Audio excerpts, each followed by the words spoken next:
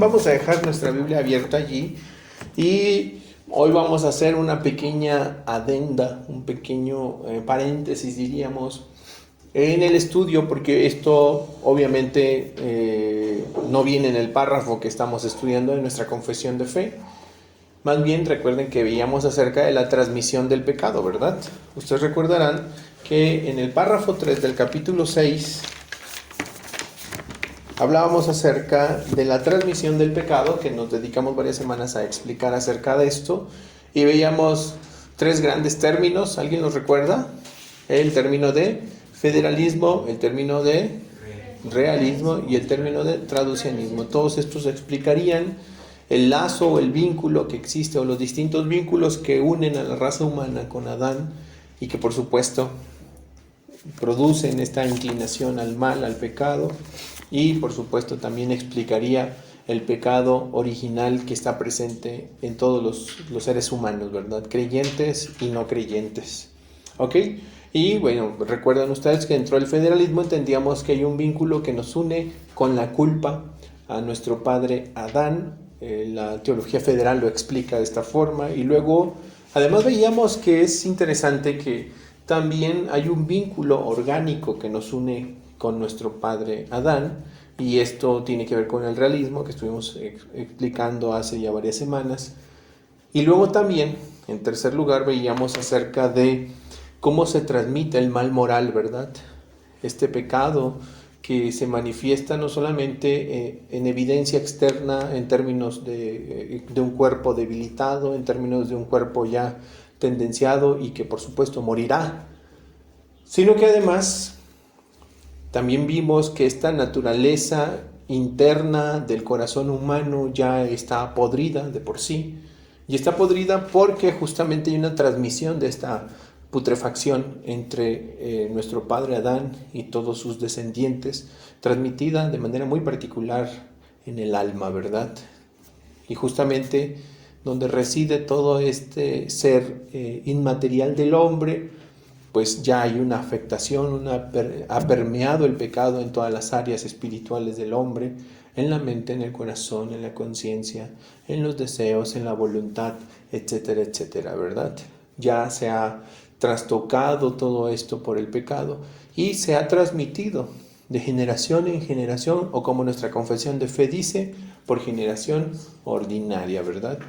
Ok, creo que hasta ahí llegamos y entendimos esta parte todos nosotros del por qué hay una gran urgencia de que justamente las personas vengan a Jesús, porque hay una terrible culpa, una sombra de la culpa que está encima de ellos, pero además sus propios cuerpos evidencian que el castigo de la muerte está sobre de ellos, pero además sus almas también están ya bajo el juicio divino, ¿verdad? Justamente por todo este vínculo que hay entre nuestro padre Adán y nosotros. Pero nos quedábamos con la pregunta, y pregunta que por supuesto no vamos a encontrar, o por lo menos no en este párrafo, no vamos a encontrar la respuesta a esta pregunta acerca de Cristo. Porque hasta este punto hemos comprendido a la raza humana, ¿sí? ¿Qué hay con la raza humana? Hemos entendido la transmisión del pecado en la raza humana. Pero ¿qué sucede con Jesucristo? Como quiera que sea, el Señor Jesucristo era un hombre. ¿Qué hay con el Señor Jesucristo? Hay infinidad de preguntas que pueden surgir con respecto a la naturaleza humana del Señor Jesucristo. Quiero decirles que no es una novedad esto. O sea, desde los primeros siglos de la historia del cristianismo, la gente se lo ha preguntado. Jesucristo era semejante a nosotros. Ok, dice Pablo que era hecho semejante a los hombres y que estando en la condición de los hombres se humilló a sí mismo, pero ¿hasta qué punto era esa semejanza con los hombres? Y muchos empezaron a preguntarse, ok, está bien, entendemos esto, él era un hombre, realmente lo vimos, realmente tocamos su cuerpo, nos recostamos sobre él. Sí, escuchamos probablemente el latido del corazón del Señor Jesucristo, lo vimos llorar, lo vimos contento, lo vimos triste, lo vimos angustiado. Realmente era un hombre, no era un espíritu, como por lo menos lo avecinaban los famosos gnósticos del siglo I y del siglo II, que entendían que Cristo Jesús era una especie de manifestación teofánica, simplemente, ¿sí? Sino que realmente era un hombre de carne y hueso. Pero entonces, en esa semejanza con los hombres, empezaron a preguntarse los primeros grandes cristianos de la historia, ¿hasta qué punto llega esa semejanza? Es decir, ¿es semejante hasta el punto de tener el mismo pecado original que nosotros tenemos? Y si es así, ¿cómo explicamos esto? Y si la respuesta es no, ¿cómo la explicamos también? ¿Me comprenden? Es una pregunta sumamente relevante y que ha estado presente en la mente de muchos creyentes. Tenemos que entender que desde la concepción hasta su nacimiento, desde el momento en el que Él es concebido hasta su nacimiento, el Señor Jesucristo es único en todo, es absolutamente único en todo el sentido de la palabra. Y por supuesto, a diferencia de, y estas son las cosas generales que la Biblia nos enseña, ¿no? A diferencia de los hombres ordinarios, en el Señor Jesucristo no está presente el pecado original. No hemos explicado nada más. Solo estoy hablando de generalidades. ¿Correcto? En él no está presente el pecado original porque, por supuesto, su cuerpo no fue formado de generación natural o de forma natural, diríamos, sino por la intervención directa de Dios.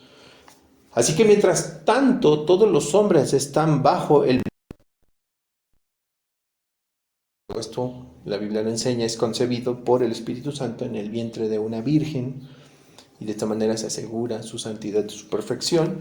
En ese sentido podemos afirmar que Cristo es singular, o sea, Él es único, diferente a nosotros. La singularidad de Cristo, y por supuesto es importante entender qué significa esto. Hoy vamos a empezar a abordar este tema. ¿Qué significa esto? ¿Realmente Jesús es único? ¿En qué sentido es único? Porque Él era un hombre, sí, pero singular, o sea, único. No era como nosotros. ¿Sí me explico? Era un hombre único. ¿En qué sentido era único? Vamos a tratar de entender este tema de la singularidad. ¿Por qué es importante entenderlo? Porque tiene que ver esto con su papel como redentor, mis hermanos. Tiene que ver esto con el papel como el segundo Adán, como aquel que inauguraría una nueva humanidad redimida. ¿Sí? Una nueva humanidad redimida. Su papel como el segundo Adán, su papel como el redentor, hacía necesario que él fuera singular, distinto. Sí, ok. Entonces, vamos a hablar acerca de esto. Este es un tema muy interesante, probablemente nos lleve más de una semana, así que ustedes tengan paciencia. Vamos a ver versículos de la Biblia, muchos versículos de la Biblia, y vamos a tratar de ir entendiendo lo que tiene que ver con la singularidad de Cristo. Cuando decimos que algo es singular, ¿qué viene a nuestras mentes, hermana Erika? Decir que algo es singular. Tiene ciertas características que otros no tienen. Ajá, ok. Y cuando hablamos de la singularidad del cuerpo de Cristo, o de su humanidad, diríamos, de la humanidad de Cristo, ¿qué podría, por ejemplo, venir a su mente? Sin entrar todavía, no hemos entrado todavía en detalles, no hemos entrado a la Biblia, pero solo lo que usted piense, lo que usted recuerde, lo que usted pueda deducir de este concepto, ¿sí? Pues que dice la Biblia que él fue concebido sin pecado, entonces tenía que ser alguien distinto, aunque por fuera, en su exterior o en apariencia, fuera un hombre común. Uh-huh. Su interior creo que era diferente porque al mismo tiempo él es Dios. Ok. En la Biblia, en la historia narrativa del nacimiento de Cristo, por ejemplo, ¿qué singularidades vemos? O sea, ¿qué cosas únicas vemos que no son comunes en un nacimiento ordinario, diríamos, incluso en la concepción ordinaria del ser humano? Pues que el poder de Dios se manifestó al ser concebido. Ajá, hay una concepción, ok, Ajá. igual que el ser humano. Sí. Pero ¿cuál es la diferencia? ¿En qué lo hace singular? Que no fue natural, como Ajá. los seres humanos nos reproducimos. No fue por generación ordinaria, Sí. diríamos, como lo dice la confesión. Sí, no sobrenatural. Ajá, por ejemplo, ¿qué vimos allí? ¿Qué vemos en lo que nos narra Lucas, lo que nos narra Mateo? pues el poder de Dios. Ajá, que el Espíritu Santo es quien Obra, descendería sí, sobre la María. Virgen, ajá, y que entonces concebiría un hijo. Ujú. ¿Sí? Entonces, desde el momento de la concepción, la mismísima concepción de Cristo Jesús es muy distinta a la concepción de cualquier ser humano. Inclusive esto, los evangelistas se tuvieron mucho cuidado de no pasar de largo esta información, porque esto era algo que ya estaba escrito que fuera así. Ellos dicen, ¿para qué se cumpliese la escritura? ¿Cómo dijo el profeta? Muchas veces lo dicen en esa sección donde nos narra los distintos eventos que van a, de alguna manera, a marcar esta parte de la concepción y el nacimiento del Señor Jesucristo, ¿verdad? Y parte de su infancia, por supuesto, que no era algo que estaba sucediendo, diríamos nosotros, de manera espontánea, sino que más bien estaba sucediendo conforme a la voluntad divina por el antecedente profético que Dios había ya declarado que tendría que pasar, ¿verdad? Y por supuesto el nacimiento de este niño llamado Jesús inicia con muchos eventos que lo hacen muy excepcional, muy singular, muy distinto a nosotros. Ahorita vamos a ir viendo todos estos versículos que nos van a ir dando. Solamente estamos hablando ahorita de lo que nosotros podemos llegar a comprender como algo singular en el Señor Jesucristo. ¿Qué más viene, por ejemplo, a nuestras mentes al hablar de esto? Hermano Guichac, tú, por ejemplo, ¿qué piensas cuando hablamos de que Cristo es singular en su naturaleza humana? Aunque era un hombre, evidentemente, es un hombre singular, es un hombre único. ¿Qué viene a tu mente cuando piensas en esto? Quizá en que hubo eventos sobrenaturales alrededor, como por ejemplo el anuncio de los ángeles en la concepción y en el nacimiento, que aunque bueno, personajes en el Antiguo Testamento a lo mejor también han tenido ese tipo de Semejanza. que anuncian, ¿no?, que van a ser alguien, pero al menos en este caso tanto en la anunciación y en el nacimiento hubo ese tipo de cosas sobrenaturales, ángeles cantando en el cielo, cosas así. Pero se me ocurre eso. Sí, claro, o sea, realmente los ángeles estuvieron en profundo gozo, ¿verdad? Gloria a Dios a las alturas, cantaban, ¿verdad? En las alturas, hasta los hombres. Entonces hay toda estas escenas que los evangelistas nos van dibujando. Obviamente hay una intención del Espíritu de Dios en que estas palabras escritas por los evangelistas en los evangelios nos lleven a la conclusión de que ese hombre llamado Jesús evidentemente era un hombre. En toda la extensión de la palabra era un hombre. Pero no era cualquier hombre. No era un hombre común y corriente, no era un hombre ordinario. Y desde el comienzo, desde su concepción, hay elementos extraordinarios que van marcando, diríamos, los sucesos que distinguen el nacimiento de Jesucristo. ¿Ok? Vamos a ver qué dice la Biblia. Yo quiero que vayamos viendo lo que dice la Biblia porque solo hablamos ahorita de generalidades sin especificar nada. Vamos a ver varios textos, insisto yo, y vamos a tratar de entender un poco esta teología y vamos a comprender que Cristo Jesús, pues evidentemente es muy diferente a nosotros. Lo primero que voy a hacer es pedirles que vayan a sus Biblias, a la carta a los Hebreos, en donde nosotros vamos a encontrar una expresión importante citada por el apóstol Pablo.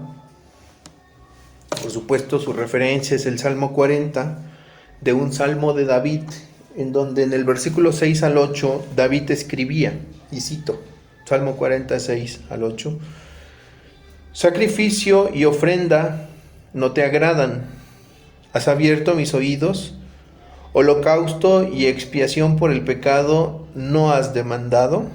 Entonces dije, he aquí, vengo, en el rollo del libro está escrito de mí, el hacer tu voluntad, Dios mío, me ha agradado, y tu ley está en mis entrañas. tu ley está en mis entrañas. Evidentemente, David está hablando de él. David no está pensando en el Mesías. David está hablando de él. Pablo, guiado por el Espíritu de Dios, toma estas palabras del rey David y las aplica al Señor Jesucristo. ¿Sí? Aquí el otro día discutía con mi hermano acerca de esto. Más bien dialogábamos, porque el término discutir parece... Pero realmente es una discusión interesante. No, debate es otra cosa, ¿verdad? Discutir es platicar, ¿verdad? Platicábamos al respecto sobre la hermenéutica y los métodos hermenéuticos que, si hoy pudiéramos nosotros pensar qué método hermenéutico utilizaba, por ejemplo, Pablo, cómo es que Pablo toma un pasaje del Antiguo Testamento y lo aplica a Cristo, porque era un salmo de David, y todo lo que dice ese salmo habla sobre David. No parece arbitrario tomar una porción escritural y luego aplicarla a Cristo arbitrariamente. No, o sea, sé que hoy es complicado, a esto le llamaríamos tal vez una alegorización, pero realmente Pablo estaba siendo guiado por el Espíritu de Dios.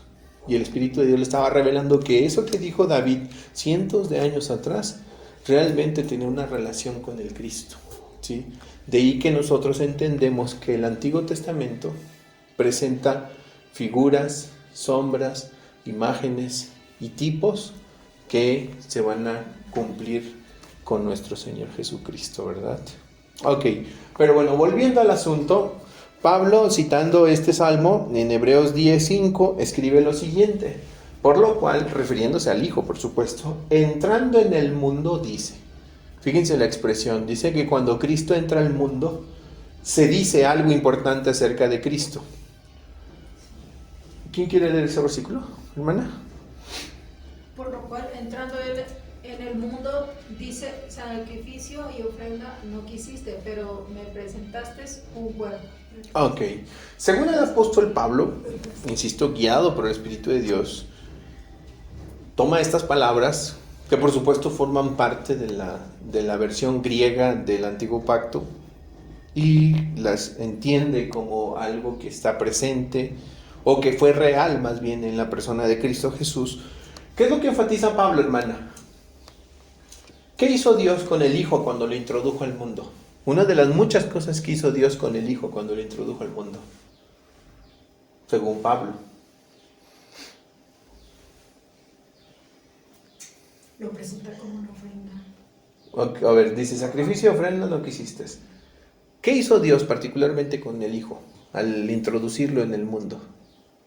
Recuerden, en esa imagen en donde vemos a los evangelistas narrándonos el gozo de los ángeles, anunciando el nacimiento de Cristo, y vemos ya el nacimiento de Cristo en ese pesebre en donde Cristo está allí, donde vienen los magos a alabar al Señor Jesucristo, y luego los pastores también se presentan para dar alabanzas al Rey, ¿verdad?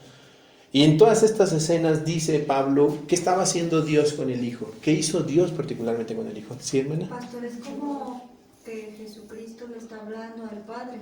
Ajá, ¿verdad? sí, exacto. Entonces, bueno, porque esta versión dice como más claro. Por eso, cuando Cristo vino al mundo, le dijo a Dios, no quisiste sacrificios de animales ni ofrendas por el pecado, porque obviamente Él no tenía ningún pecado, pero me has dado un cuerpo para ofrecer. Ok, exactamente, es lo que dice, ¿verdad? La paráfrasis. Va a ser el sacrificio. Exactamente, Dios el Padre, por supuesto, recuerden, ya había sacrificios, ya había ofrendas que formaban parte del pacto, del viejo pacto, de la ley mosaica, y que formaba todo el pacto de las obras. Por supuesto, cuando el Señor Jesucristo es introducido al mundo, Él ya no viene más a eso. Viene a ofrecer algo más grande que un simple sacrificio, una sola ofrenda. ¿Qué vino a ofrecer? Ahora, para poderse ofrecer a sí mismo, ¿qué dice Jesús? De sí mismo. ¿Qué le dice al Padre? Que el Padre le ha preparado un cuerpo, me diste un cuerpo, dice. Me preparaste un cuerpo. O sea, lo que está diciendo el Señor Jesucristo es que su cuerpo, no, además de que va a ser el sacrificio, no es un cuerpo común y corriente. Es un cuerpo preparado especialmente por Dios para el sacrificio perfecto de los pecados. Él es un hombre, sí. Él tiene un cuerpo como un hombre, sí. Pero es un cuerpo preparado por Dios particularmente o especialmente para hacer el sacrificio perfecto por los pecados. Es decir, el cuerpo del Señor Jesucristo no es producto de la generación natural, de la generación ordinaria, de la generación humana natural, como los nuestros que heredan el pecado de Adán. Ahorita vamos a ver eso. ¿Sí, Dulce?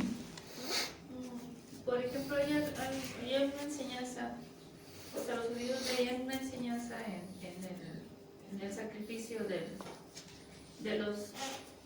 sacrificio que presentaban a los animales, porque el Señor les había dicho en la ley que no podía tener ningún defecto. Si tenían algún defecto o les presentaban un sacrificio con defecto, porque también incurrieron en ese pecado de presentarle Claro. defectuosos, el Señor pues no los aceptaba y aparte pues se enojaba porque eso no era lo que decía su ley. Entonces, de cierta forma, la Biblia nos está enseñando que el sacrificio que tenía que presentar el Señor tenía que ser un cuerpo no ordinario, sino un cuerpo perfecto. Exactamente, sí, por para supuesto. que pudiera ser pues aceptado por Dios y para que pudiera cumplir el propósito. O sea, nadie más puede, ningún otro ser humano. Y si obviamente su nacimiento fuera por generación natural, no podría ser un sacrificio perfecto. No podría haber sido un sacrificio perfecto. Entonces, a diferencia de Jesucristo, como dice mi esposa, creo que es muy cierto, o sea, está implícita también la necesidad de la perfección en su cuerpo, tal y como era necesario que los sacrificios del viejo pacto se presentaran perfectos, inmaculadamente. Evidentemente el cuerpo de Cristo, que sería la ofrenda que cumpliría con todas las demandas de Dios, requería esa perfección. Y para que esto fuese posible, no podría ser un hijo de un hombre común y corriente, ¿sí me explico? Sino más bien tendría que haber sido preparado especialmente por Dios para que pudiera entonces toda la perfección estar presente en él. Por supuesto, el cuerpo del Señor Jesucristo, insisto, no fue el producto de la generación natural o de la como nosotros nos reproducimos, diríamos, sino que, porque de otra manera, ¿qué sucedería? ¿Qué habría sucedido? ¿Recuerdan qué pasa con los hombres en esa generación ordinaria? ¿Qué heredan? El pecado original. De otra manera, si el Señor Jesucristo o si su cuerpo fuera el producto de la generación humana natural, Él habría heredado el pecado original. Por esa razón es que Dios tiene que preparar un cuerpo para Él. Y Cristo Jesús está consciente que Él es un hombre en toda la extensión de la palabra, pero singular, porque su cuerpo fue preparado especialmente por Dios. ¿Recuerdan ustedes lo que dice Romanos 5:12? ¿Alguien recuerda lo que dice Romanos? Porque por el pecado no entró. A ver, búsquenlo por favor, Romanos 5:12. ¿Qué hubiera pasado si Cristo Jesús o si el cuerpo del Señor Jesucristo hubiera sido literalmente un hijo de José, por ejemplo? Tanto como el pecado entra en el mundo por un hombre, y por el pecado la muerte, así ¿Así la muerte? la muerte pasó a todos los hombres por cuanto todos pecaron. La muerte pasa a todos los hombres. Sí. ¿Y cómo se hereda esa muerte, ese pecado? Por el pecado, ¿verdad? Obviamente. Pero ¿cómo pasa esto? De padres a hijos. ¿Sí? Ahora bien, si hubiera sido el nacimiento de Cristo por generación natural ordinaria, ¿qué habría pasado con el Señor Jesucristo y su cuerpo? El mismo proceso que pasa ahorita con el cuerpo de nosotros. ¿Qué? Se iba a ir degenerando. Bueno, habría heredado el pecado más bien. Habría heredado el No pecado. habría podido morir por nosotros. Habría imperfección en su cuerpo. No sería Cristo. Obviamente esto lo incapacitaría para poder ser perfecto, el sacrificio perfecto, ¿verdad? Por eso es que el Señor Jesucristo, dentro de estas cosas que Él dice, Él muestra que su cuerpo está constituido divinamente como santo y sin mancha. Fíjense lo que dice Hebreos 7:26. Hebreos 7:26, ahí donde estamos. El Señor Jesucristo, Hebreos 7, versículo 26, por favor en sus Biblias. Es muy diferente a cualquier ser humano, ¿verdad? ¿Qué dice Hebreos 7:26? ¿Alguien lo tiene y lo puede leer, por favor? Porque tal sumo sacerdote nos convenía, santo, inocente, sin mancha, apartado de los pecadores y hecho más sublime que los cielos. ¿Era como nosotros? No. No. ¿Era un hombre? Sí. Sí. ¿Pero como nosotros? No. Hermanos, Él no era como nosotros. Muy distinto a nosotros. A veces no alcanzamos a distinguir estas diferencias. Y pensamos que Jesús sentía lo que nosotros sentimos en términos de maldad, por ejemplo. Como sentimos nosotros lascivia, envidia, orgullo, soberbia, malos pensamientos.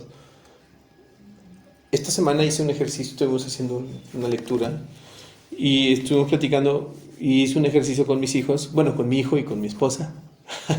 Estuvimos platicando de un poco del pecado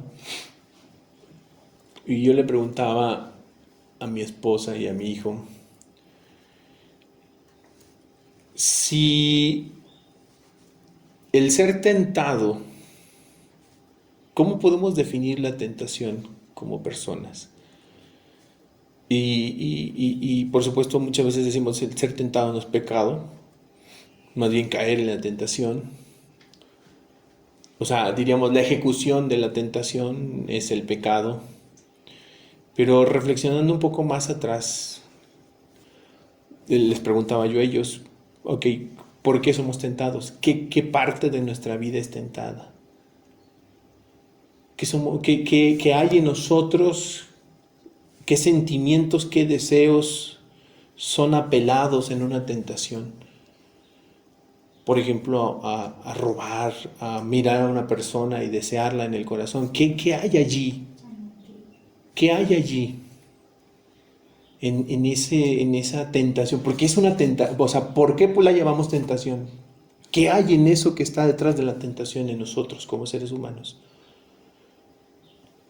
Cuando un adúltero, cuando una persona es tentada a adulterar, esa tentación está apelando a su lascivia. Y yo le preguntaba a mi hijo y a mi esposa, ¿y la lascivia no es pecado? ¿No es rebeldía la lascivia? ¿No es maldad, la envidia que esta tentación nos está apelando a nuestra envidia para decir algo malo contra otra persona o a desear algo profundamente malo contra alguien? ¿Por qué solamente pensamos que la ejecución de ese pecado es pecado cuando todos los sentimientos que hay detrás de esto están mal? Cuando nuestro corazón se está queriendo rebelar contra Dios, ¿no es pecado? Evidentemente.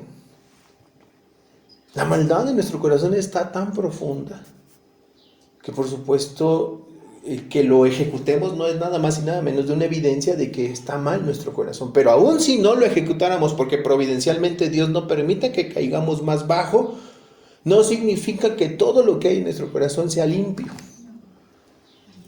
Ahí está la lascivia. Incluso los pensamientos. Está la lascivia en nuestra mente que está tratando de emanar y llevarnos a ejecutar ese mal deseo que hay en nuestro corazón. Pero eso no es pecado. No es pecado esa lascivia, no es rebeldía contra Dios. Definitivamente.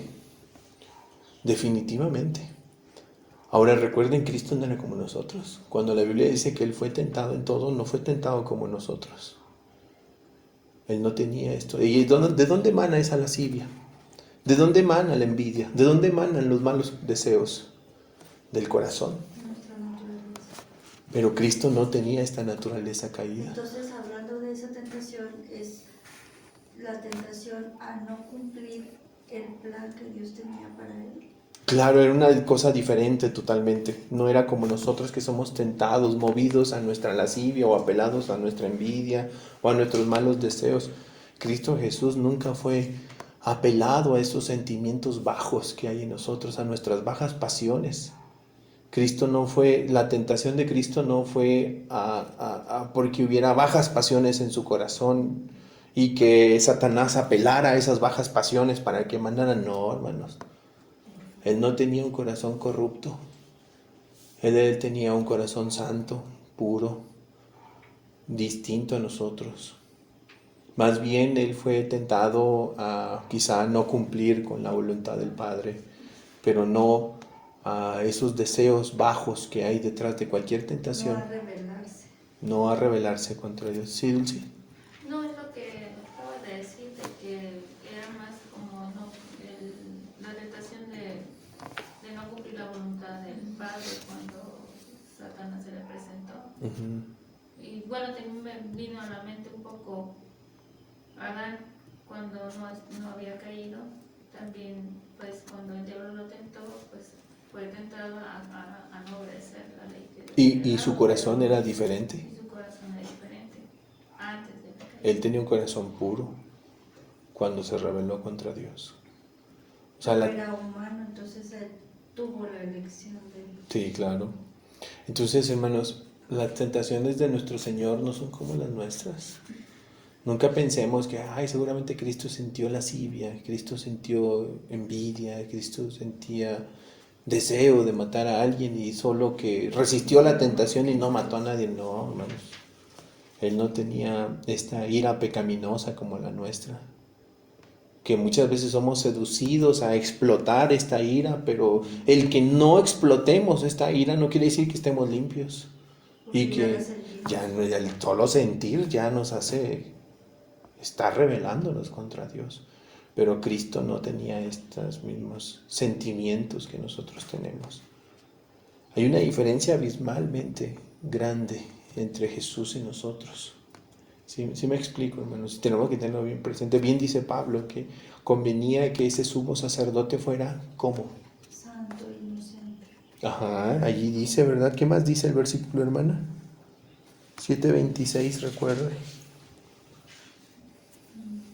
Porque tal sumo sacerdote nos convenía, santo, inocente, sin mancha, apartado de los pecadores y hecho más sublime que los cielos. Ese es evidente, no tiene ninguna comparación con nosotros. Sí, debemos de tener eso bien claro, hermanos. Entonces, nosotros, lastimosamente, si somos seducidos a toda la lascivia o toda la concupiscencia, por ponerle un nombre y ya no especificar algo, para generalizar a la concupiscencia que hay en nuestro propio corazón.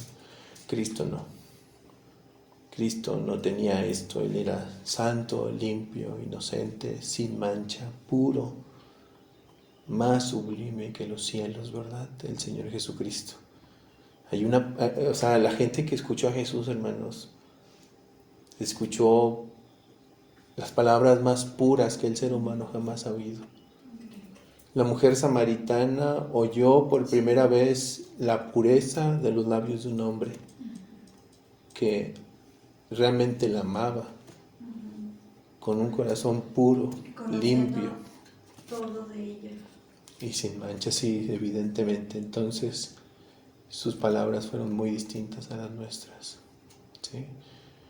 Aún nuestras palabras más buenas, más puras y más santas están ya disfrazadas, ya tendenciadas por un mal deseo. No en el caso de Cristo. ¿Sí? No en el caso del Señor Jesucristo. Le preparó un cuerpo el Padre. Ahora, ¿qué pasa con respecto a esta manera en la que veíamos que se transmite el pecado? Evidentemente hay una diferencia entre Cristo y nosotros, porque además hay una afirmación bíblica. En el Antiguo Testamento, en el Nuevo Testamento vemos justamente este mismo pensamiento que va avanzando y que nos afirma de manera tácita que en el engendramiento de los hijos el varón es quien participa particularmente. ¿Sí? Es decir, ¿quién engendra los hijos y transmite esa naturaleza caída a los hijos? El varón, de manera particular. ¿Puede ayudarnos, hermana Erika, por favor? Sí. El varón engendra hijos, la transmisión de la naturaleza caída. En las Escrituras, la responsabilidad de engendrar descendencia recae en el varón y es a través de él que se transmite la naturaleza humana caída. Esto refuerza la importancia de que Cristo no haya tenido un padre humano, rompiendo así la cadena de la corrupción heredada desde Adán. Exacto. ¿Por qué? Porque ¿qué hace el padre con los hijos? Los engendra. Y en ese engendramiento, ¿qué transmite? ¿Qué hereda? La naturaleza caída, ¿verdad? Ahora, ¿esto es cierto? Vamos a ver qué dice la Biblia. Por favor, vayan a sus Biblias, vamos a ver varios versículos. Génesis 4:18, para empezar. Génesis 4:18.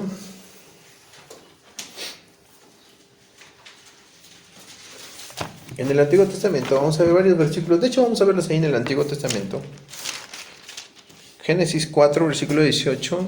Camila, ¿puedes ayudarnos, hija, por favor?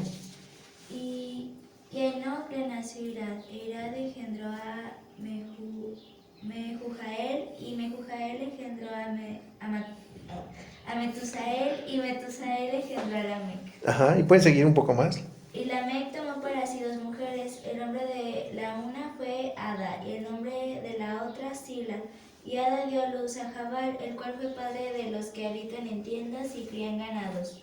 Y el nombre de su hermano fue Jubal, el cual fue padre de todos los que tocan arpa y flauta. Hasta ahí, hasta ahí.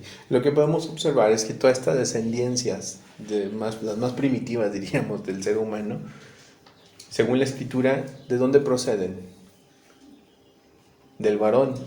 En este caso, es el versículo 18. Que Enoc le nació Irad, e Irad engendró ¿a quién? Sí, Mehujael, ¿verdad?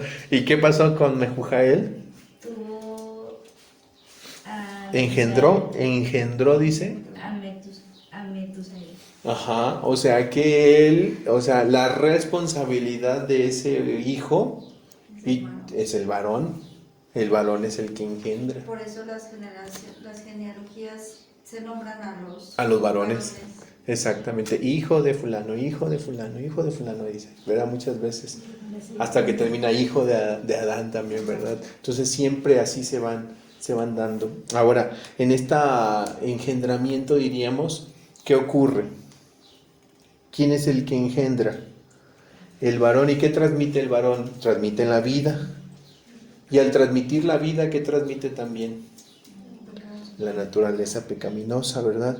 Génesis 5:3. A ver, vayan a sus Biblias.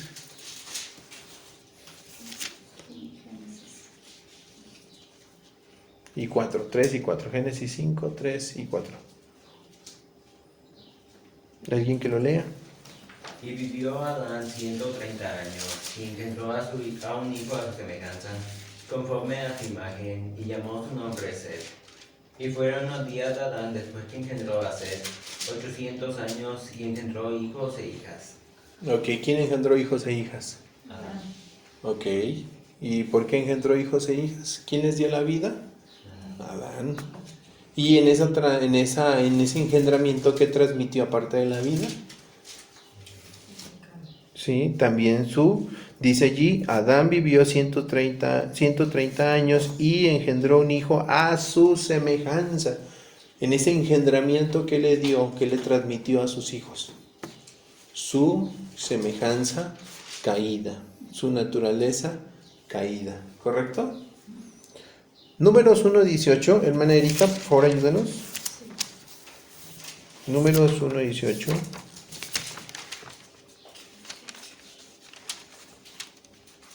Y reunieron a toda la congregación en el día primero del mes segundo, y fueron agrupados por familias, según las casas de sus padres, conforme a la cuenta de los nombres por cabeza, de 20 años para arriba.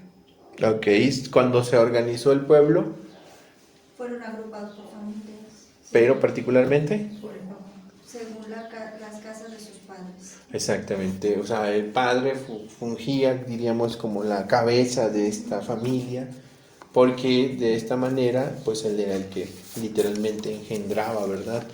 Ahora, al no tener un padre humano, es lógico que el Señor Jesucristo no heredó la naturaleza pecaminosa que se transmite por esa línea masculina, diríamos. Y esto porque, según la Escritura, ¿cómo se explica? Si no hay la intervención de un hombre, ¿cómo pudo nacer Cristo? Según las Escrituras. Por la obra del Espíritu Santo, dice la Escritura. A ver, a Lucas 1.35. A ver, búscale, hermana, por favor. Lucas 1.35. Si el Señor Jesucristo no tiene un padre humano, evidentemente no hereda la naturaleza pecaminosa que se transmite por esta línea masculina, diríamos. Y por supuesto, ¿cómo explicamos entonces su nacimiento? Pues porque Él fue concebido sobrenaturalmente por el Espíritu Santo. Lucas 1.35.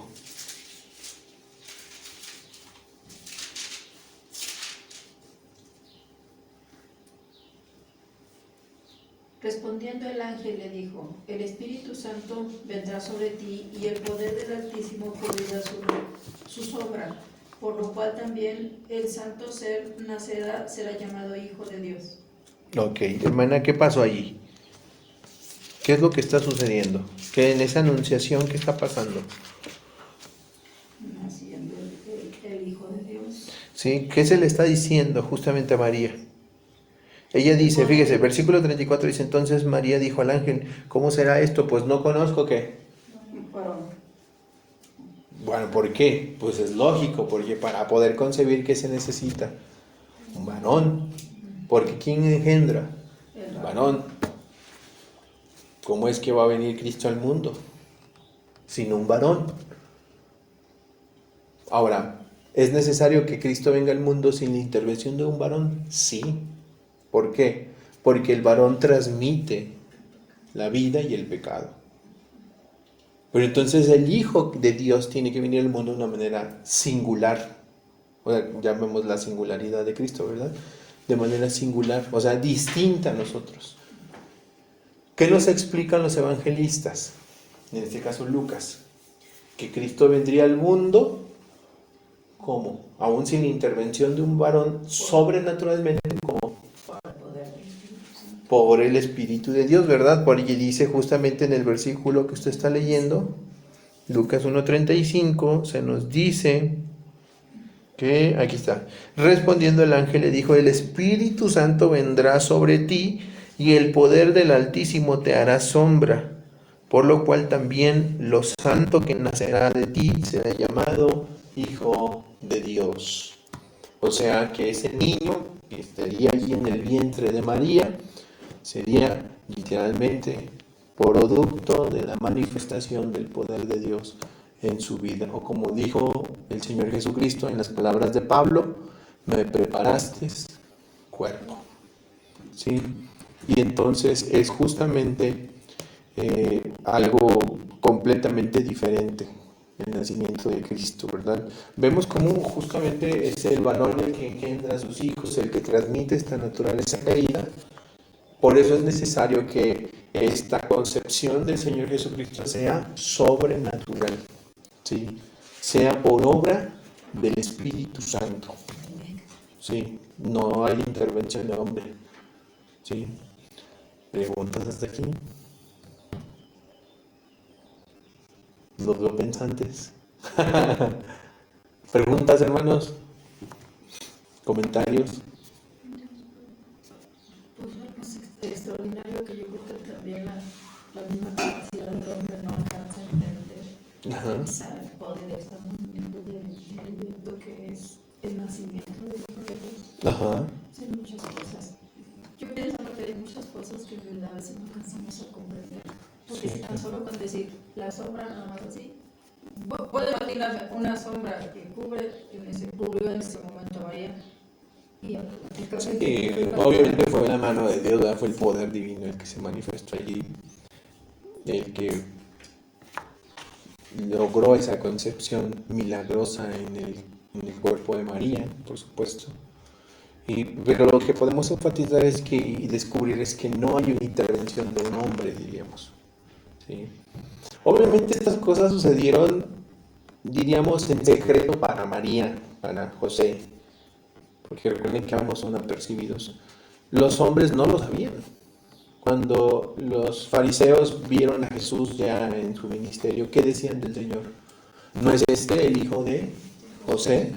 O sea, ellos decían, pues lo vieron allí, y José, por supuesto, dice que no abandonó, que quiso abandonarla más bien para que fuera él el que llevara la culpa, pero pues ya hasta que el ángel le aparece y le dice, no, bueno, le explica todo lo sucedido, y él regresa y él toma a este niño, por supuesto, y seguramente lo amó como se llama, un hijo real, genuino, pero él sabía que ese niño no era un niño ordinario, ¿sí? Era un niño singular, excepcional, y que por supuesto desde su concepción estuvo presente el poder divino, ¿sí? Ya después Pablo lo va explicando, lo vamos entendiendo un poco mejor, pero por supuesto en su momento José lo amó como se ama un hijo, ¿sí? Hermana. Bueno, no tiene que ver con esto, pero ¿a qué edad sería consciente Jesús de que él era Dios? Pues yo pienso que él era consciente de muy temprana edad, sin duda alguna. A los 12 años él está muy consciente, muy consciente, sí. Entonces yo creo que él siempre estuvo consciente de esto, por supuesto. Y hay algo que en la Biblia no le enseña, ¿verdad? Pero pues sería especular. Pero seguramente fue muy... Un hijo, ¿cuándo es consciente que es hijo de sus padres? Desde muy pequeño. Y por supuesto que también, seguramente esto estuvo también presente en la mente, en la conciencia del Señor Jesucristo, pero que era consciente de sí mismo y de su relación con el Padre. Lo deja claro cuando Lucas nos enseña que en ese incidente él dice: en los negocios de mi Padre me es necesario estar. Entonces él ya sabía. Y digo, es un tamaquito, ¿verdad? Ya bien consciente de que su padre no era José. A mí me impacta José. Sí. Porque José, cuando supo que el ángel le dijo que pues era el hijo de él, o sea, con esa confianza de, bueno, Sí, pues era un hombre piadoso, hermano, Sí, por por supuesto. eso, por algo fue escogido. Claro, no fue cualquier hombre. Sí, Dulce.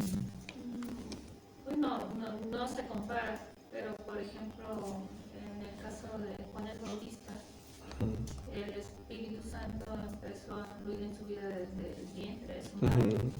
Y pues la Biblia nos lo presenta como un hombre, o sea, no tiene ninguna comparación a nuestro Señor, pero, o sea, sí fue un hombre, o sea, que como que rompió esquemas en su tiempo y fue por la influencia del Espíritu Santo. Sí. Ahora, no me puedo imaginar, o sea, el Señor que vive sin pecado, Claro. Su mente, su conciencia era infinitamente muy distinta a la nuestra, ¿verdad?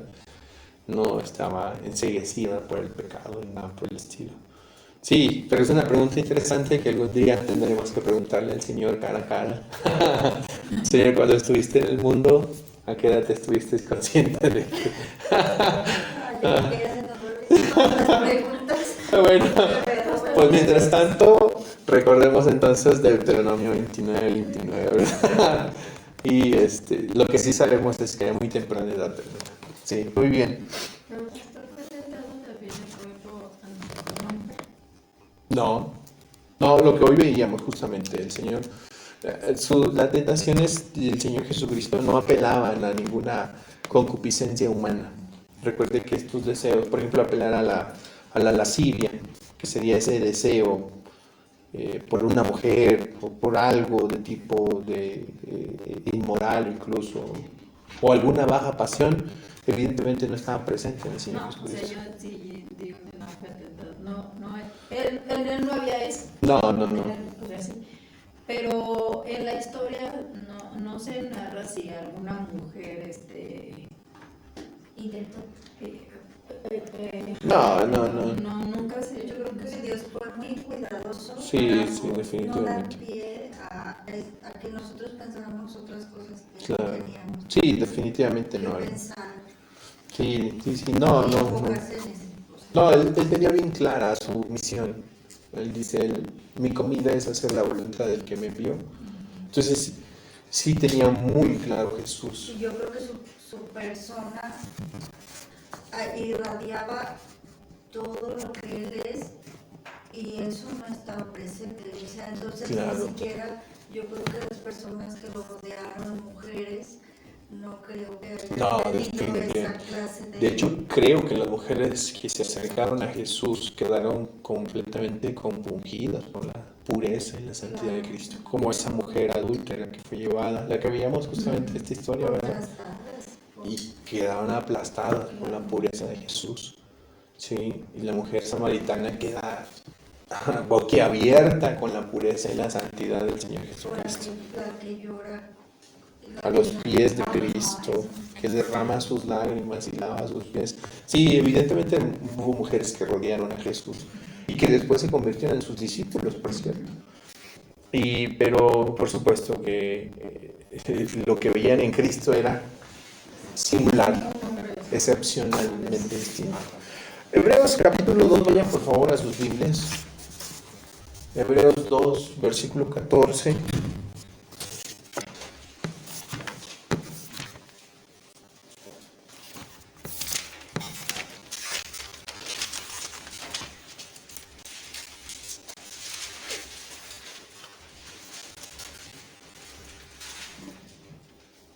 Ahora, una cosa más que se nos dice en la Escritura es que justamente el Señor Jesucristo compartió la naturaleza humana, nuestra naturaleza humana, o como se dice en el texto, carne y sangre, a fin de identificarse con nosotros, con los seres humanos. Sin embargo, aquí es muy importante y tener mucho cuidado con esta afirmación de que Él era un hombre, o de su naturaleza humana, que estaba presente en Cristo. Ojo con esto, miren, déjenme antes de leer, les voy a dar un pequeño contexto. En los primeros siglos de la historia, muchos cristianos tuvieron problema con esta afirmación, con la afirmación de la humanidad de Cristo, o la encarnación de Cristo. Para muchos cristianos era imposible que Cristo fuera un hombre real. ¿Por qué? Porque obviamente alrededor de ellos había ya una tendencia filosófica, particularmente el dualismo. El dualismo era una filosofía griega y permeó la teología de los primeros siglos, que decía, ¿te acuerdas sobre qué dice el dualismo? ¿Qué estás leyendo? Que el hombre peca porque el cuerpo es el que lo obliga a pecar. O sea, el pecado está en el cuerpo, pero su alma en sí es pura. Peca porque no puede hacer otra cosa porque está en su cuerpo material. Y la forma de liberarse de eso es la muerte. Ok, básicamente el dualismo, la premisa dualista es la siguiente. La materia es mala, el espíritu es bueno. ¿Sí? ¿Cuál es la materia en el ser humano? El cuerpo. Entonces, el cuerpo es malo, por tanto el espíritu es bueno. Ahora, si el cuerpo es malo y su fin es la tumba, y más vale trascender espiritualmente, hay muchas religiones que hablan de trascender espiritualmente, están tendenciadas ya por el dualismo griego. Si el cuerpo es malo, el cuerpo, la naturaleza corporal es mala, pues da igual lo que hagamos con el cuerpo, ¿no? Entonces, si pecamos con el cuerpo, no es pecado porque al fin y al cabo el cuerpo ya es malo, ¿sí? De hecho, Pablo cita justamente este pensamiento filosófico cuando le dice a los griegos de Corinto, si Cristo no resucitó, vana nuestra fe. Entonces dice, comamos y bebamos que mañana moriremos. Eso era lo que pensaban los griegos dualistas. O sea, da igual lo que haces con el cuerpo. Ahora, ojo, debido a este dualismo que estaba presente en las religiones paganas y en la teología de estas religiones paganas, los primeros cristianos tuvieron miedo de afirmar que Cristo era un hombre. ¿Por qué? Algunos ya tendenciados por este incluso pensamiento, a afirmar que Cristo estaba en la carne, para ellos, y si la carne era mala, era afirmar que entonces, pues de alguna manera había pecado en él. ¿Sí?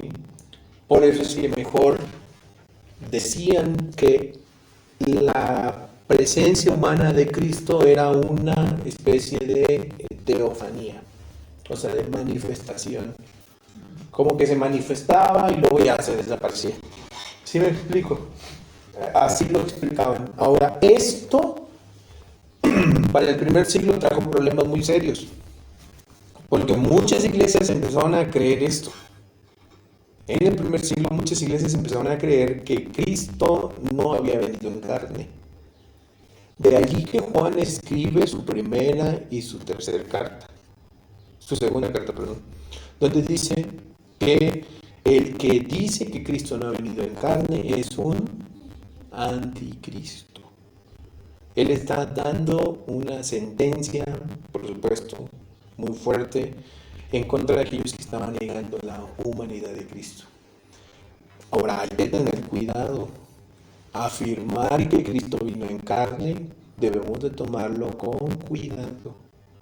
Porque una de las cosas, sin reflexionar, a la que podemos concluir es que si Él estuvo en la carne, si Él estuvo en la carne y era un ser humano, probablemente Él era como yo. Y esto no es cierto. No es verdad. Él estuvo en la carne, participó de la carne y de la sangre, pero era muy diferente a nosotros. Abismalmente distinto a nosotros. Entonces no podemos decir esta clase de declaraciones irreflexivas y llegar a conclusiones descabelladas y pensar que cuando sentimos esta seducción a nuestros bajos deseos también lo sintió Cristo. Ay, Cristo me entiende porque Él sintió eso. No, Él no sintió eso. Esta concupiscencia a la que la tentación apela no estuvo presente en el corazón de Cristo Jesús. Él era puro y sin mancha. ¿Sí me explico? Él era puro y sin mancha, Él era inocente.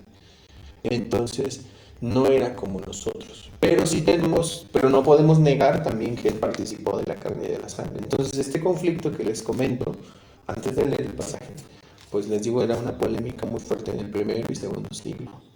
Ahora sí, teniendo esto como contexto histórico, vamos a ver qué dice Pablo. En Hebreos capítulo 2, versículo 14, dice Pablo que, ¿alguien lo quiere leer?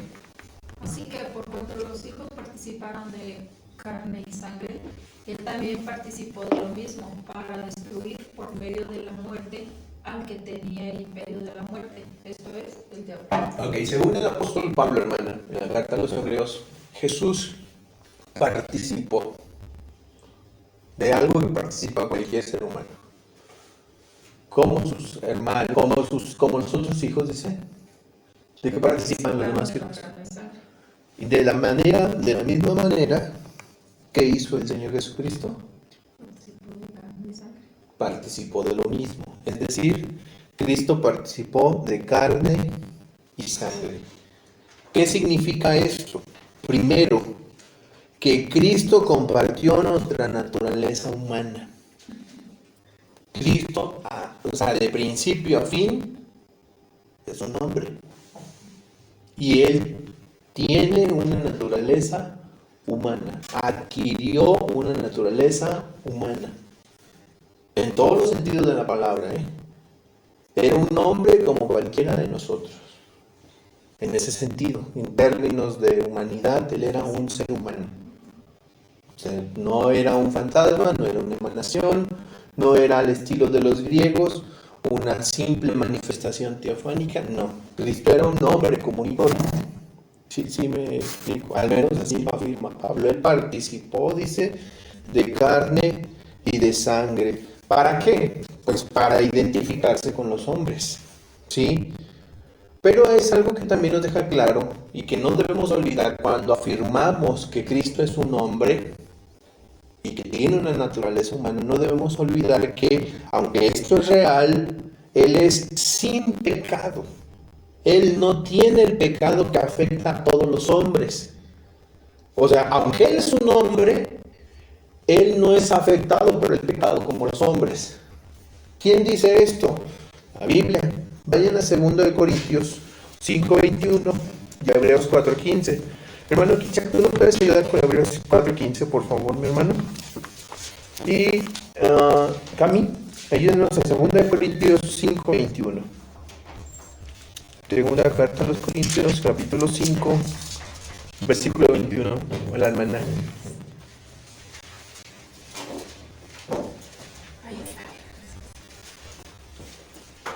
Recuerden, ¿debemos afirmar la naturaleza humana de Cristo? Sí, negarla es una herejía.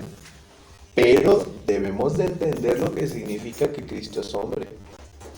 Significa que Él toma cuerpo humano, toma una naturaleza humana, pero diferente a nosotros. ¿Por qué? Porque Él no hereda el pecado, porque Él no está seducido al pecado, no está tendenciado al pecado. Según el apóstol Pablo en 2 Corintios 5:21, hija, por favor, ¿qué nos dice? Al que no conoció pecado, por nosotros lo hizo pecado, para que nosotros fuésemos hechos justicia de Dios en él.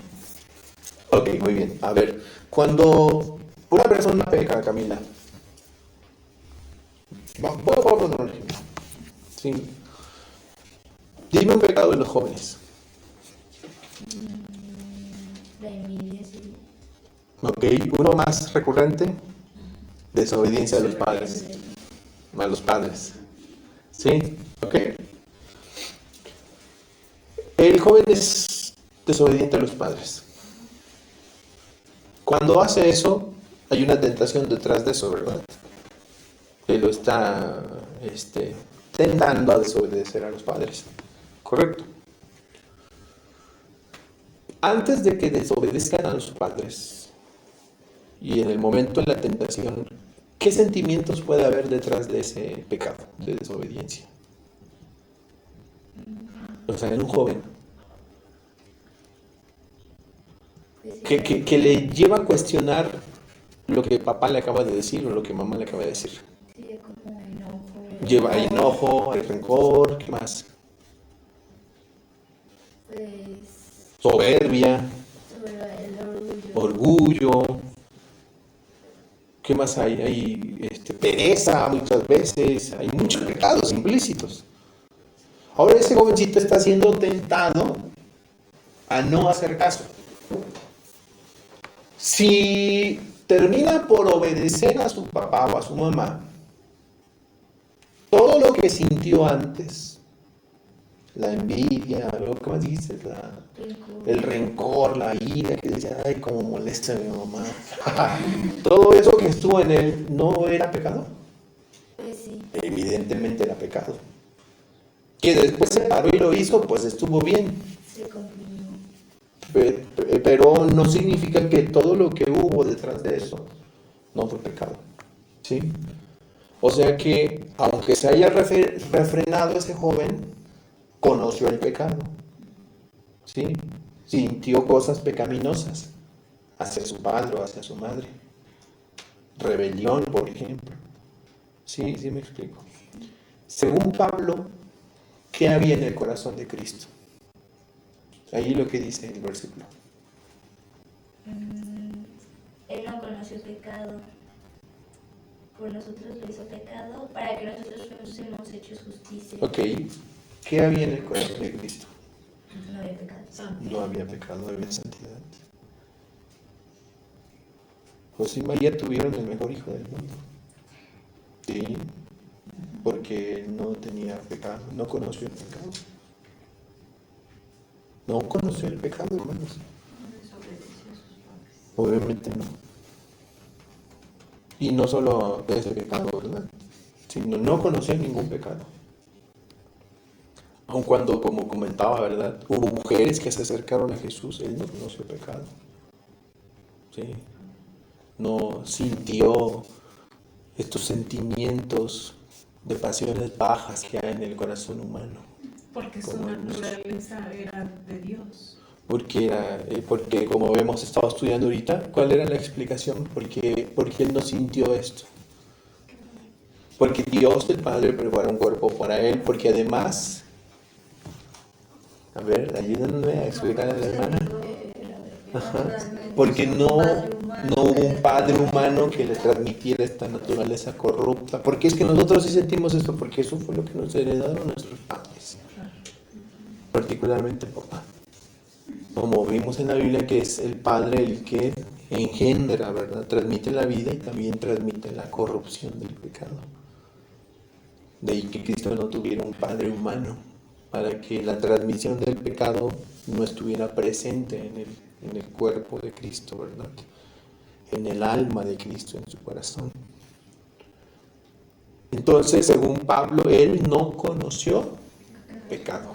¿Ok? Entonces, todo esto que veíamos, no solamente la ejecución del pecado, recuerden, esto es muy subjetivo cuando a veces vemos que, es que yo sentía ganas de que le iba a gritar y realmente sentí mucha furia, pero no le dije nada.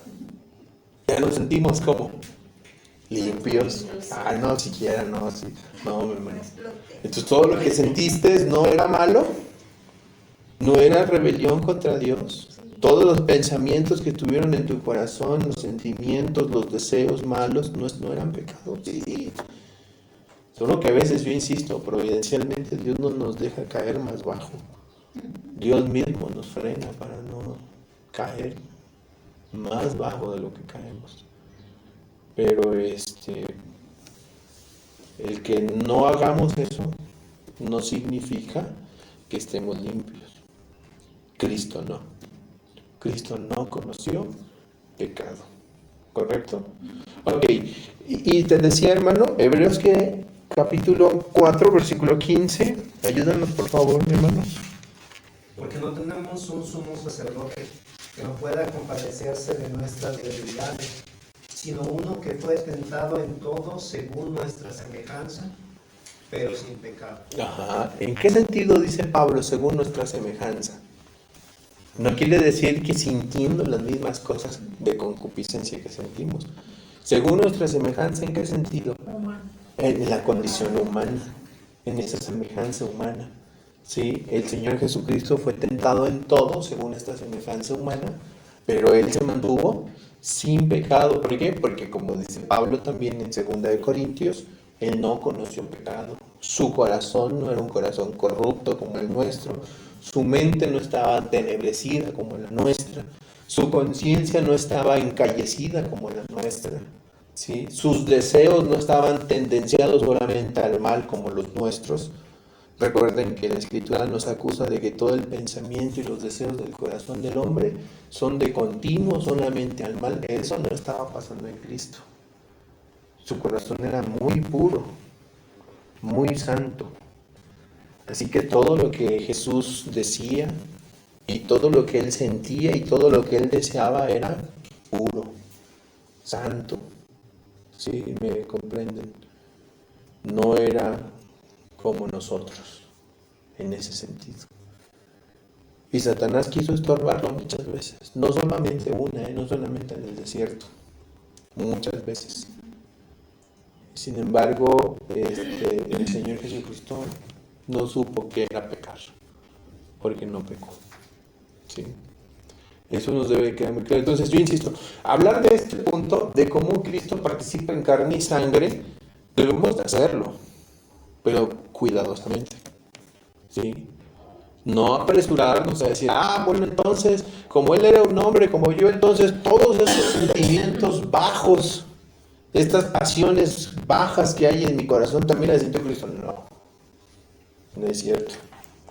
Cristo no sintió eso. Cristo no deseó eso. Cristo no tuvo ese conflicto en su corazón. ¿Sí? Estamos entendiendo esta diferencia. Sí. ¿Sí? Entonces, sí es verdad que Él era un hombre en toda la extensión de la palabra, como dice Pablo, participó en carne y sangre como nosotros, pero no era como nosotros. ¿Sí? A diferencia de todos los descendientes de Adán, su cuerpo no estaba bajo el dominio del pecado. Romanos 8:3 así dice. ¿Sí? No estaba bajo el dominio del pecado. Finalmente, y con esto vamos a terminar este estudio, esta parte del estudio, esta primera parte. En cuarto lugar, y con esto vamos a concluir, hay un versículo clave. ¿Cómo se le llama a Cristo? En Génesis 3:15. La simiente de la mujer. ¿Recuerden quién engendra? El varón, ¿verdad? Pero según Génesis 3:15, Cristo es llamado la simiente de la mujer. O sea, esta promesa mesiánica, ahí lo tienen. Hermana, ayúdanos a leer, por favor. Lo pondré. Dice Génesis 3:15, la simiente de la mujer, y pondré enemistad entre ti y la mujer, y entre tu simiente y la suya. Él te herirá en la cabeza y tú le herirás en el calcañar. Esa es la primera vez que en la Biblia se nos habla de Cristo, ¿sí? Como el que vendría a pisotear la cabeza de la serpiente que ha entorpecido a la humanidad, ¿verdad? Que ha, pues finalmente llevado al hombre y a la mujer a que pequen y se rebelen contra el Creador. La promesa divina, esta promesa de redención, es que vendría uno que aplastaría la cabeza de esta serpiente, ¿verdad? Él sería herido en el calcañar, pero él aplastaría con un golpe mortal a la serpiente. ¿Cómo le llama Génesis o Moisés en este párrafo, hermana? A esa promesa, bueno, ya vuelvo a decirlo, a ese ser que vendría a pisotear a la serpiente, ¿cómo le llama? La simiente, o sea, la semilla de la mujer, ¿correcto? Ahora, ¿por qué es importante entender esto? Porque, bueno, en esta promesa podemos ver cómo se destaca este término, la simiente de la mujer. Según la terminología que hemos visto, en el punto 2, donde veíamos de que ¿cómo se llamaba este Majuque? Majujael. Bueno, ese Majujael, ¿verdad? Según él y sus hijos, ¿eran la semilla de la mujer? ¿O de una mujer? ¿O semilla de varón? De varón. Pues obviamente de varón, ¿por qué? Porque él engendró, o sea que en el lenguaje ordinario sería la simiente del hombre, ¿sí? Pero cuando se habla del Cristo, en esta primera promesa no se dice la simiente del hombre, sino ¿cómo se llama? De la mujer. La simiente de la mujer. ¿A dónde señala esto? Pues a la concepción sobrenatural de Cristo. Pero porque dice entre tu simiente y la suya. Sí, le está diciendo a la serpiente, ¿verdad? O sea, la simiente de la serpiente, pues ¿quién es? Pues es el mal, Satanás, sus hijos del diablo, ¿verdad? Y la simiente de la mujer, que sería el Cristo, ¿verdad? Y por supuesto, esto señala a todas luces al nacimiento de Cristo, ¿verdad? Que hay una ausencia de varón en esta profecía, que por supuesto, ¿qué destaca esta ausencia de varón? Que ya no habría en esta simiente de la mujer, al no tener una simiente de hombre, no habría la corrupción de Adán. Al no haber hombre, no hay corrupción de Adán. ¿Sí me explico? Entonces el papel de María pues obviamente fue ser el vaso y llevar al Hijo de Dios, ¿sí? Ser el vehículo por medio del cual el Hijo de Dios vendría a este mundo, y ese cuerpo que tendría el Hijo de Dios, según lo que hemos estudiado, fue un cuerpo que dice Pablo, preparado por Dios. Me preparaste un cuerpo. ¿Por qué entonces, a ver, déjenme hacerles algunas preguntas, por qué no tuvo un padre humano Jesús? Porque si no se hubiera transmitido el pecado. ¿Por qué? Porque pues él tenía que ser un cuerpo distinto, un cuerpo santo, para poder hacer la redención. Claro, pero respecto a la transmisión del pecado, ¿por qué dice usted que si hubiera habido un hombre habría transmitido pecado? Porque hubiera sido como la generación ordinaria. Porque el pecado del hombre se transmite por generación ordinaria, de manera muy particular, por medio del varón, según la Escritura, ¿verdad? Ok, ¿qué más? Otra pregunta interesante que nos surja sobre esto que estamos viendo. Ahora estamos viendo por qué se le llama la simiente de la mujer, Dulce, y no la simiente del hombre, en esta promesa mesiánica. Que no iba a ser necesario un varón para que María concibiera. ¿Y por qué? Porque Porque es una pregunta lógica, porque en el nacimiento de cualquier niño se necesita un varón. Porque el padre es su padre. Ajá. Porque es hijo de Dios. Ok, pero respecto a la transmisión del pecado, Porque si no hubiera transmitido el pecado original. porque si hubiera habido la intervención de un hombre, habría entonces el producto de esta concepción habría sido pecaminosa. Por tanto, a diferencia de esto, y al no haber la intervención de un varón, ¿cómo es que nace Cristo, hermana? Ajá, pero por la obra del Espíritu. Si no hay un varón, ¿quién hizo allí la obra sobrenatural y milagrosa? El Espíritu. Desde ahí que es necesario que el Espíritu de Dios intervenga. ¿Sí me explico? Y bueno, una pregunta más, Camila. Jesús era hombre, ¿correcto? Afirmamos eso, ahora lo creemos. Era un hombre común y corriente. Un hombre ordinario como cualquier otro hombre. ¿Por qué? Porque él no era como nosotros. ¿Por qué no? Él era perfecto. ¿Y por qué era perfecto? Porque él no fue generado por un hombre y no fue dado ese pecado.